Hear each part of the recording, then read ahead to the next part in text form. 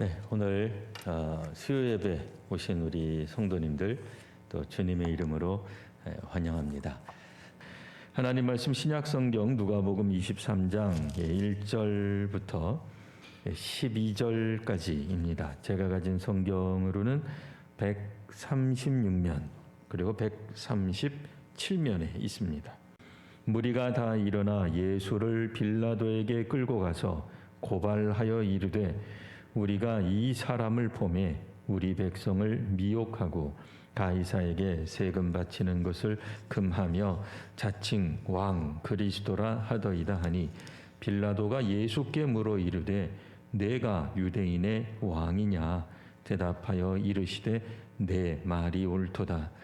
빌라도가 대제사장들과 무리에게 이르되 내가 보니 이 사람에게 죄가 없도다 하니 무리가 더욱 강하게 말하되 그가 온 유대에서 가르치고 갈릴리에서부터 시작하여 여기까지 와서 백성을 소동하게 하나이다.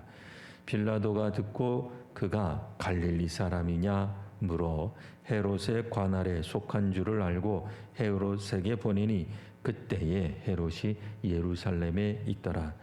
헤롯이 예수를 보고 매우 기뻐하니 이는 그의 소문을 들었으므로 보고자 한지 오래였고 또한 무엇이나 이적 행하심을 볼까 바랐던 연고로라.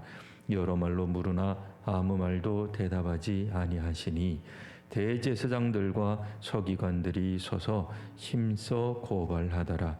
헤롯이 그 군인들과 함께 예수를 업신여기며 희롱하고 빛난 옷을 입혀 빌라도에게 도로 보내니 헤롯과 빌라도가 전에는 원수였으나 당일에 서로 친구가 되니라. 아멘. 오늘 말씀의 제목 전에는 원수, 오늘은 친구. 이 말 어디서 많이 들어본 말 같죠? 전에는 원수였는데 오늘은 갑자기 친구가 되는 사이. 이 도대체 어떤 사이일까요? 친구 사이인가요? 원수 사이인가요? 원수이기도 하고 친구이기도 하죠. 손바닥 뒤집듯이 친구도 됐다, 원수도 됐다 하는 사이를 말합니다. 보통 이런 관계는 소위 말하는 정치적 관계라고 말할 수 있죠.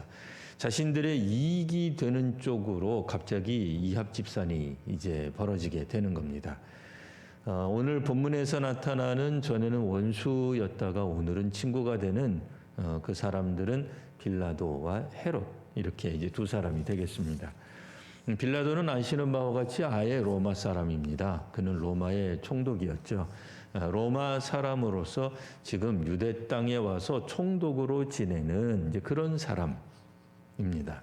헤롯은 누굽니까? 유대인이죠. 유대인인데 로마로부터 친로마적, 이분은 로마 사람은 아니죠. 물론 태생적으로 혈통적으로 로마 사람은 아니지만 정치적으로 혹은 여러 가지 또 상황에 따라서 로마 시민권을 어쨌든 습득한 그때로 말하면 혈통으로는 아니지만 혈통으로는 유대인이지만 어쨌든 우리식으로 말하면 여권이 주민등록증이 마의 국적이 로마인 사람이라고 말할 수 있겠습니다. 그러나 이제 혈통적으로 로마인 사람에 비해서는 뭔가 조금 등급이 낮은 거죠. 그래서 빌라도와 헤롯 사이에는 보이지 않는 갈등이 있었는데 그 갈등의 핵심은 뭐겠어요? 누가 더 큰 권력을 가지고 있는가라고 하는 거죠. 누가 실질적 지도자인가, 통치자인가.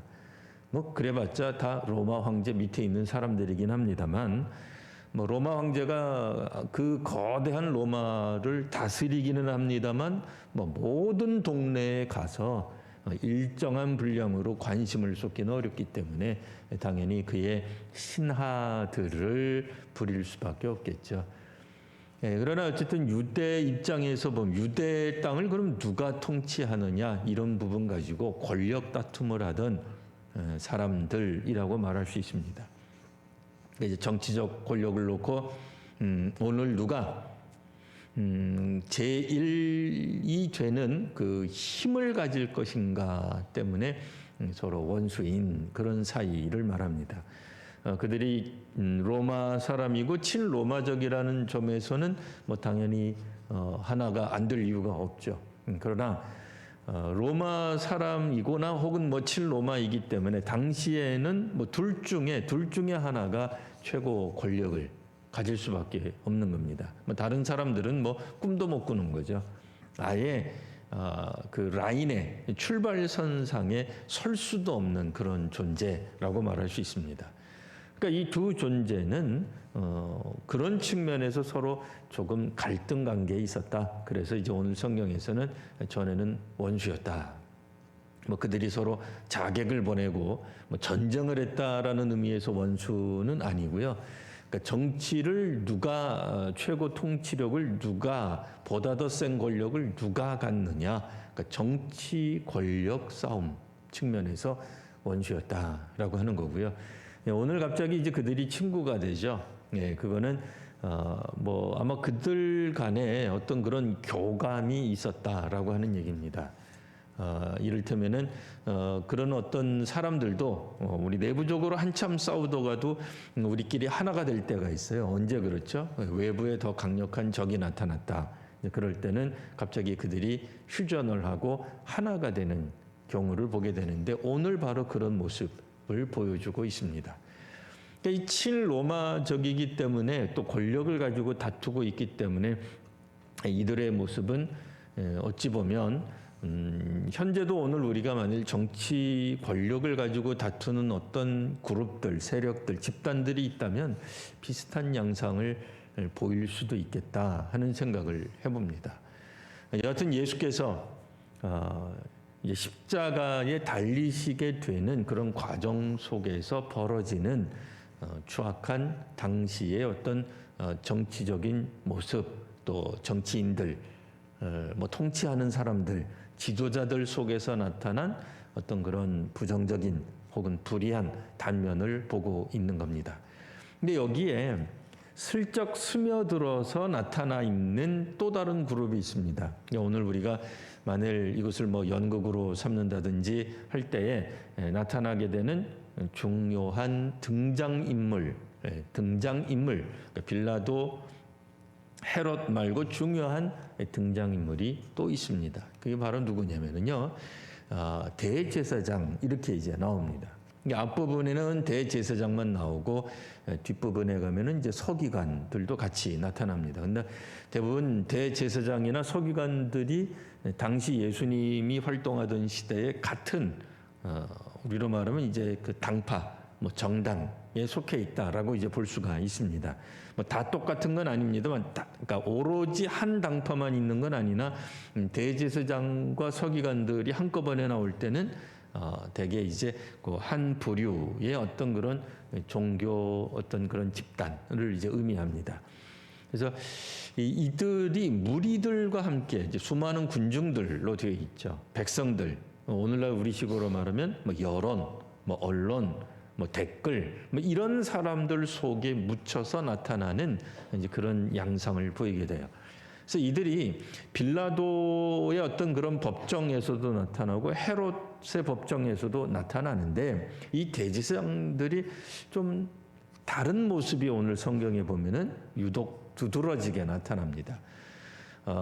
이제 먼저 나와 있는 이 빌라도 법정이죠. 빌라도가 재판하고 신문하는 과정 속에서 대제사장들은 나타나기는 나타나요. 어디 나타나냐면 4절에 보면 빌라도가 대제사장과 무리들에게 묻습니다. 내가 보니 이 사람에게서는 죄가 없다 하면서 분명히 나타나기는 해요. 그런데 중요한 거는 23장 1절 보시면 무리가 다 일어나 예수를 빌라도에게 끌고 가서 고발합니다. 그러니까 끌고 가서 고발하는 주체라 그럴까요? 끌고 가서 고발하는 어떤 그런 모습에서는 대제사장이 안 나타나요. 그러니까 서기관도 물론입니다만, 그러니까 이 부류가 안 나타나요. 누가 나타나느냐? 그냥 무리 이렇게 나타나요. 그러니까 군중, 뭐 혹은 뭐 시민, 뭐 국민, 혹은 많은 수의 사람들, 이런 사람들이 나타나는 거예요. 이들이 말을 하기를 한 세 가지 정도 뭐 이렇게 나타나죠. 백성을 미혹합니다. 두 번째는 가이사에게 세금 바치는 걸 금합니다. 세 번째는 자칭 왕, 그리스도라고 합니다. 이런 어떤 제목들을 가지고 나타나서 이제 빌라도에게 고발하는 것입니다. 이때 왜 대제사장들이 빠져 있을까? 대제사장은 그래도 기본적으로는 물론 그들도 친로마적인 사람들입니다. 그런데 아마도 그들이 직접적으로 자신들의 모습을 드러내기에는 로마 사람이잖아요. 이방인이잖아요. 그러니까 너무 자신들을 드러내는데 좀 불편한 거예요. 명색이 대제사장인데, 명색이 그래도 서기관인데, 율법학자인데, 그러니까 서기관 그러니까 뭐 중국이나 북한의 그 당석이 생각하시면 안 되고요. 여기서 이제 율법학자를 뜻합니다. 그러니까 구약 성경을 연구하던 사람들, 그러니까 종교 지도자들입니다만, 뭐 아시는 바와 같이 이스라엘은 그때만 하더라도 뭐 정치 지도자 따로, 종교 지도자 따로, 물론 따로 있긴 합니다만 그들의 마음 가운데는 하나님의 말씀이, 율법이 우선되고 있기 때문에 종교 지도자들도 상당한 어떤 그런 권한, 지도력들을 이제 가지고 있었던 겁니다. 그러니까 로마가 통치하던 시대에 대제사장, 뭐 서기관, 율법학자들이 정치 지도력까지는 좀 이상하잖아요. 그래서 정치 지도력은 없지만 백성들에게, 국민들에게, 시민들에게 상당한 영향력을 끼쳤던 건 맞습니다. 어떤 영향력이요? 종교적 영향력. 그러니까 그들이 그 종교적 영향력을 계속 갖기 위해서는 어떤 모습을 가져야 돼요? 비록 우리가 친로마적 어떤 그런 성격이 있는 거죠. 왜? 로마 정부가 지금 활약하고 압제하고 있는 데서 대제사장을 한다. 이것 자체가 사실은 친로마적 성향이긴 합니다만 그렇다고 드러내놓고 이방인들 만나고 하는 건 또 격이 안 맞는 거죠. 그래서 그것까지는 안 하는 거예요. 그래서 무리들 속에 숨어 있어요. 안 나타나요. 놀랍게도 빌라도는 근데 잘 알아요. 이건 그냥 일반적으로 무리들이 선동해가지고 온 게 아니니까 오히려 빌라도에 의해서 그들의 실체라 그럴까요? 그들의 어쨌든 숨겨져 아무리 숨기려고 해도 그들이 주동했다. 그들이 배후 조종자다라고 하는 게 드러나긴 합니다만 여하튼 공식적으로 고발하고 이야기하는 데는 대제사장은 살짝 빠져 있는 거예요. 여튼 빌라도 이 신문에서는 그다지 혐의점을 찾아내지 못하죠. 그래서 그가 갈릴리 사람이냐? 그러면 분봉왕 헤롯의 권한에 속한 거니까 그에게로 보내라. 그가 비록 유대 왕이라고 말을 했지만 유대 왕이라도 그리스도 메시아 이거는 약간 좀 물론 이제 정치적 의미가 있어요. 그리스도라는 말 표현 속에. 그러나 빌라도가 판단할 때는 그 나사렛 예수 가운데서 무슨 무력 무장 혹은 폭력 이런 게 사실은 없었다는 게 당연히 파악이 됐겠죠.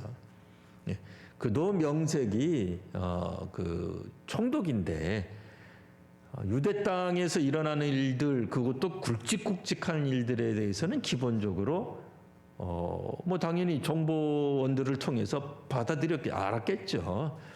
그걸 몰랐을 리가 없습니다. 그러다 보니 이거는 어떤 정치적 의미, 혹은 혁명적 의미에서의 유대의 왕이라기보다는 종교적 의미에 더 가깝겠다. 그러니까 이거는 내가 다루지 않아도 되겠다 해서 헤롯에게 보내죠. 여하튼 그 대제사장과 서기관들 입장에서는 이게 원래는 뜻하는 게 아니었죠. 여기서 끝나야 되는데 이게 끝나지 않은 거예요. 거기서 끝나서 이제 그 십자가형으로 사형의 언도가 되어야 되는데 헤롯에게까지 넘어갑니다. 자, 그러자 이제 그들은 좀 다급해졌죠. 그래서 어떻게 돼요? 그들 자신을 노출합니다. 노출해도 되는 거예요. 왜요? 헤롯이 지금 주관하는 유대인이 주관하는 법정이잖아요. 그러니까 자신들의 신분을 얼마든지 이렇게 자연스럽게 노출을 하는 겁니다. 그래서 8절 이하에는 보시면 헤롯은 예수님을 보고 기뻐했다. 그러나 이게 즐거움의 기쁨이라기보다는 뭔가 예수 소문 많이 들었고 그래서 그렇지 않아도 한번 보고 싶었는데 등등 하고 또 혹시라도 자신 앞에서 무슨 기적이라도 행하면 그것도 뭐 볼거리가 되는 거잖아요. 그래서 그냥 기뻐했다. 실제로는 이 기쁨이 큰 기쁨은 아닙니다. 진정한 의미의 기쁨하고는 좀 거리가 멉니다. 그래서 여러 가지로 신문을 했지만 예수님이 대답을 안 하죠. 그래서 어떤 일이 벌어집니까? 10절 보시면 대제사장들과 서기관들이 서서 힘써 고발하더라. 이때는 뭐 물불 안 가리고 앞뒤 안 가리고 뭐 가릴 이유도 없죠. 가릴 이유도 없기 때문에 대제사장과 서기관들이 힘써서 고발하는 이런 장면들이 나오게 됩니다. 물론 이 고발에 대해서는 오늘 본문에 이렇게 나타나 있지 않아요. 그러나 빌라도에게 고발하는 것 같은 그런 고발하고는 똑같지 않았을 수도 있고요. 뭐 무엇이든 뭐 신성 모독이 되었던 뭐가 되었던 뭐 그들이 하고 싶은 말을 다 했을 겁니다. 자, 이런 모습들 가운데서 헤롯과 빌라도가 어느 정도 이제 흘러가는 이 시류가 소위 말하는 민심이 혹은 여론이 흘러가는 모습을 파악하게 되는 겁니다. 그런 의미에서 그들 스스로도 사실은 그다지 혐의가 없는데 무슨 죄목이 없는데 결국에는 적당하게 죄목을 갖추어서 예수님을 다시 빌라도에게로 보내는 일이 벌어지게 되고 있습니다. 오늘 하나님의 역사하심, 하나님의 섭리를 우리가 생각할 때 이쯤에서 그냥 끝났으면 하는 생각이 없지 않아 있습니다. 그러나 하나님의 역사라 그럴까요? 섭리 가운데서 예수님은 십자가를 향해 한 걸음 한 걸음 나아가고 있습니다. 그럼에도 이 불의한 사회, 불의한 법정의 모습을 보여줌으로써 예수님이 실제로, 그러니까 이 성경을 읽는 모든 사람들이, 당시의 사람들도 그렇게 느꼈을 거예요. 이 나사렛 예수라고 하는 인물이 정말로 문제가 있어서 죽을 만한 범죄를 했기 때문에 십자가형에 달리신 것은 아니었겠구나라고 하는 점을 이제 눈치채게 합니다. 그럼에도 당시에 가지고 있었던 거대한 어떤 흐름, 최고의 기관들이죠. 헤롯은 헤롯대로, 빌라도는 빌라도대로, 당시 그들이 할 수 있는 최고의 어떤 의결 기구에서 결국은 유죄 판결을 받게 됩니다. 어떠한 사람도 사실 이것을 번복할 힘이 없는 거죠. 왕정시대 때 왕이 한번 내린 걸 누가 번복을 하겠습니까? 물론 이때는 로마 황제가 왕이긴 합니다만 유대의 분봉왕의 결정, 판단, 그리고 로마 총독인 빌라도의 판단, 그리고 판결에 상당히 영향력을 끼쳤던 인물들은 대제사장 그리고 율법학자였다라고 하는 것이 지금 이렇게 드러내고 있는 것입니다. 예수님은 정해지신 하나님의 그 정하신 어떤 그런 흐름들 가운데서 하나, 둘, 한 걸음, 두 걸음 십자가를 향해서 나아가고 계십니다. 우리가 기본적으로 어려서부터 주일학교에서부터 지금까지 숱하게 보아왔던 이제 그 말씀입니다. 예수님이 거절하지 아니하시고 이 길을 걸어가셨던 것, 하나님의 뜻을 이루시기 위함이죠. 우리에게 때로는 불편하면 제자들은 피해가고 또 아니라고 하기도 하고 제자들의 관심이 여전히 누가 먼저 되냐, 누가 1등으로 취급받아야 될 것이냐라고 하는 것에 관심했던 반면에 예수께서는 하나님의 뜻이 이루어지는 것을 우선하고 있었다라고 하는 점을 다시 한번 읽게 됩니다. 오늘 믿음의 사람들, 특별히 교회 공동체가 21세기, 특별히 현재에 과연 우리에게 주어진 하나님의 사명, 하나님이 우리에게 보내주신 소명은 또한 무엇일까요? 하나님의 뜻에 다시 한번 잘 맞는 합당한 또 교회가 되도록, 또 성도가 되고 또 우리 신앙 공동체가 되도록 다시 한번 우리 자신을 살펴보아야 될 것입니다. 주님의 가신 길 다시 한번 기억하시며 우리도 주님의 뒤를 따라가는, 십자가를 지고 따라가는 우리 귀한 성도님들 우리 모두가 되시기를 바랍니다. 기도하겠습니다.